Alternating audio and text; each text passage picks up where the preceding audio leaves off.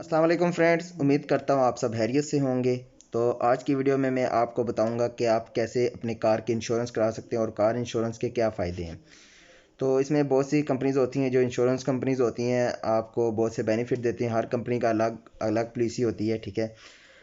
तो फर्स्ट मैं आपको बता देता हूँ, अगर आप अपने कार के इंश्योरेंस कराते हैं तो अगर उसमें आपको ये फ़ायदा होता है कि आप आपके मतलब जो आपका जो कार का ओनर है, मतलब आप और जो इंश्योरेंस कंपनी होती है उनके दरमियान एक मुआहदा होता है, ठीक है। एक पॉलिसी जो होती है उसके लिहाज से आप रिन्यू करा सकते हैं। बाद में आप 1 साल की, 2 साल की, जितना भी करना चाहें वो कर सकते हैं।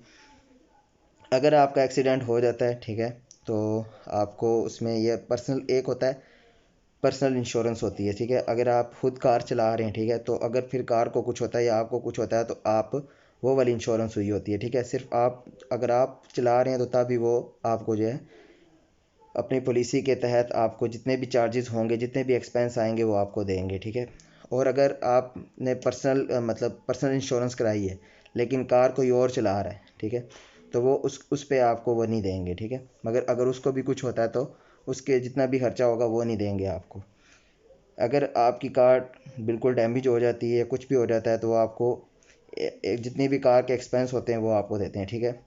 अगर कार का कोई छोटा मोटा भी एक्सीडेंट होता है उसके ऊपर भी जितने भी एक्सपेंस आएंगे वो आपको देंगे, ठीक है।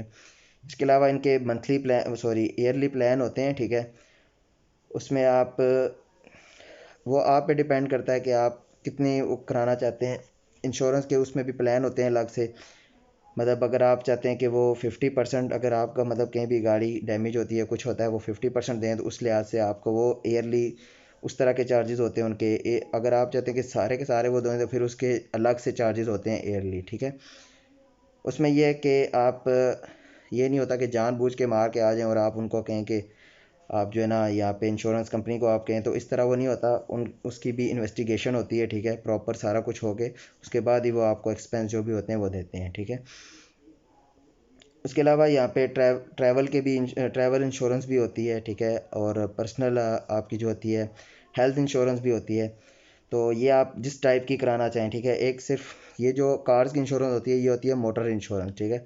इसके अलावा हेल्थ इंश्योरेंस अलहदा होती है, ट्रैवल जो इंश्योरेंस होती है वो अलहदा होती है।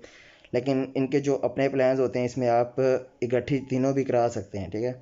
लेकिन उसका ये होता है सिर्फ चार्जेस ज़्यादा होते हैं, लेकिन ये है कि उसमें आपको फ़ायदा बहुत होता है कि अगर आप कार में आपका भी एक्सीडेंट होता है, ठीक है, तो गाड़ी को जो लगेगी वो, अगर मोटर आपने कराई हुई है तो सिर्फ मतलब मोटर्स की आपने इंश्योरेंस कराई है तो सिर्फ वो आपको कार के एक्सपेंस देंगे। अगर आपने हेल्थ इंश्योरेंस भी कराई हुई है तो वो उसमें उसमें फिर वो हेल्थ इंश्योरेंस भी आ जाती है, उसके भी जितने भी पेमेंट वगैरह होती है वो आपको देते हैं।